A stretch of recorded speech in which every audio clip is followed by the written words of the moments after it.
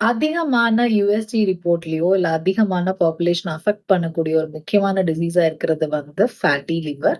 இது alcoholic fatty liver டிசீஸாவும் இருக்கலாம். நான் ஆல்கஹாலிக் ஃபேட்டி லிவர் டிசீஸாவும் இருக்கலாம். ஆல்கஹால் கன்சியூம் பண்றவங்களுக்கு மட்டுமே லிவர் அஃபெக்ஷன் இருக்கும் அப்படிங்கிறது மாறி, இப்போ அது தவிர நம்மளோட லைஃப் ஸ்டைல் சேஞ்சஸ்னால வரக்கூடிய லிவர் டிசீஸும் நான் ஆல்கஹாலிக் ஃபேட்டி லிவர் டிசீஸ். அப்படி என்ன லைஃப் ஸ்டைல் சேஞ்சஸ்? நம்ம ஸ்லீப் பேட்டர்ன் மாறும்போது, நம்மளோட ஸ்லீப் டைம் மாறும்போது, நம்மளோட டயட் பேட்டர்ன், நம்மளோட டயட் டைம் இதெல்லாம் மாறும்போது நம்மளுடைய லிவரோட ஃபங்க்ஷன் வந்து கண்டிப்பா அஃபெக்ட் ஆகும். அப்போ நமக்கு we have chances of this non-alcoholic fatty liver disease. For example இப்போ எப்படின்னா நம்மளோட நார்மலான ஒரு ஸ்லீப் டைம் வந்து 10 o'clock பெட் டைம் அப்படிங்கிறப்போ இந்த மிட் நைட் 11 PM மேலேயும் 3 மணிக்குள்ளேயும் நம்மளோட லிவரோட ஃபங்க்ஷன் வந்து ஸ்டார்ட் ஆகுது. லிவரோட முக்கியமான வேலை அப்படின்னு பார்த்தோம்னா டீடாக்சிபிகேஷன், நம்ம உடம்புல இருக்கிற நச்சுக்கள் எல்லாம் வெளியேற்ற முக்கியமா செயல்படுது. அந்த நேரத்துல தான் வந்து growth ஹார்மோன்ஸ் நல்லா ஃபங்க்ஷன் ஆகும். அப்புறம் நம்மளுடைய டாக்ஸின்ஸ் வந்து வெளியே எக்ஸ்பெல் ஆகும். ஹார்மோன்ஸ் நல்லா சிறப்பா செயல்படும். இது எல்லாமே நடக்கக்கூடிய நேரம் அந்த 11 PM to 3 AM அதுதான் லிவரோட டைம்.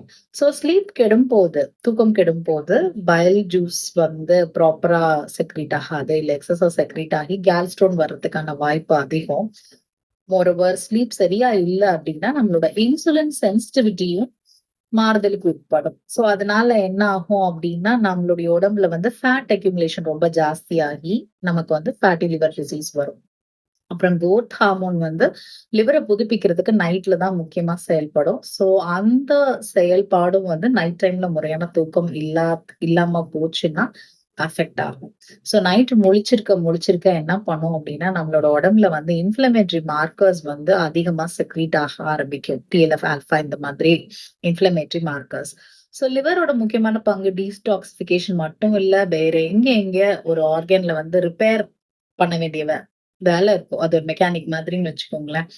அந்த ரிப்பேர் பண்ண வேண்டிய வேலையை வந்து இந்த இன்ஃப்ளமேட்டரி மார்க்கர்ஸ் இருந்துச்சுன்னா தடுத்துரும். சோ தூக்கம் இல்லாம போகும்போது இந்த இன்ஃப்ளமேட்டரி மார்க்கர்ஸ் அதிகமா சுரந்து லிவரோடைய ரிப்பேர் அண்ட் ஹீலிங் ஃபங்க்ஷனை வந்து தடுத்துரும்.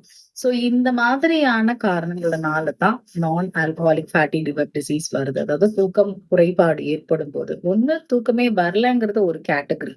பட் அவங்க பார்க்கக்கூடிய வேலைனால தூக்கம் சரியா அந்த டைம்க்கு நம்மளால தூங்க முடியல. ஃபார் எக்ஸாம்பிள் நைட் டியூட்டி பாக்குறவங்க like doctors, nurses or anybody who's doing night duty, night shift work பண்றவங்க, மீடியா பர்சன்ஸ். நம்ம இப்போ நிறைய டிவி ஷூட்ஸ் எல்லாம் அவங்க